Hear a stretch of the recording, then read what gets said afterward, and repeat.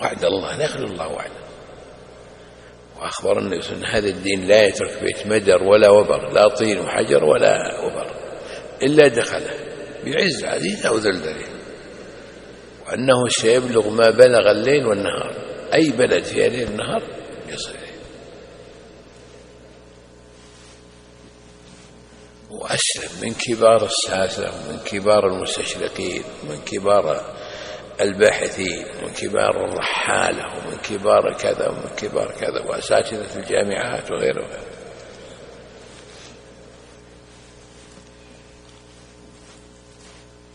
حتى ذكرت قصة أن الشيخ تقي الدين الهلالي رحمه الله ذكرها الشويعي رحمه الله، إن الهلالي يقول إني احتجت إلى علاج خارج المملكة وراح إلى باريس، فلما راجع الطبيب هناك شخص شكايته وحدد له العلاج ويراجع بين وقت وآخر حتى عافاه الله. فقال الطبيب للشيخ دي سؤال بسألك، هذا ظاهره أنه نصراني. فقال الشيخ نعم، عرف أن الشيخ تقي الدين الهلالي علم في العالم الإسلامي، علم سنة. قال له القرآن العظيم هو كلام الله ولا كلام محمد صلى الله عليه وسلم؟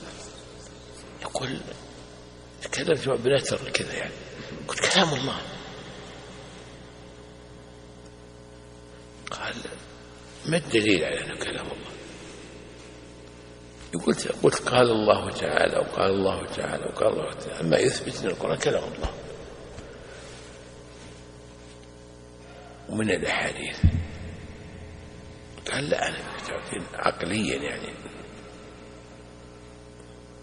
يقول ترددت ما استعديت فجأة. قال أنا مسلم. الطبيب هذا مشهور عالميا يقول أنا مسلم، أنا مسلم وأسلمت على يد الملك فيصل رحمه الله. يقول قلت كيف؟ قال طرحت السؤال عليه فقال لي القرآن كلام الله. يقول قلت له لا، القرآن كلام محمد. قال كيف عرفت أن القرآن كلام محمد؟ يقول رد السؤال علي أنا، كيف عرفت أن القرآن كلام محمد؟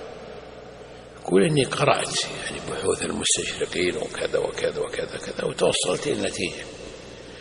قال قرأت بلسان خصومه ولا بلسانه؟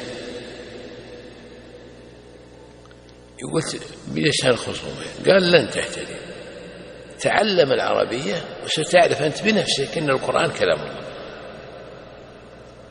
يقول فاتفقت مع أستاذ في جامعة باريس يعلمني العربية كل يوم درس، فما أخذت 6 أشهر حتى فهمت أن القرآن واقتنعت كلام الله عز وجل، دخلت في الإسلام.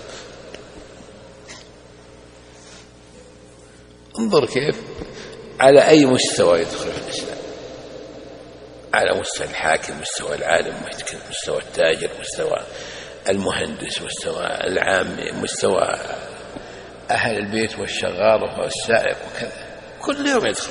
شوف المكاتب الآن كيف اللي تشتغل بالدعوة، كيف أن الناس يطلبون الإسلام هم، لأن الله ما أنزله إلا ليعبد به. ما أنزله من عشان يكون سبب عقوبة للناس، لا، سبب هدى. فالذي يأبى الهدى يستحق، لكن أصله هدى.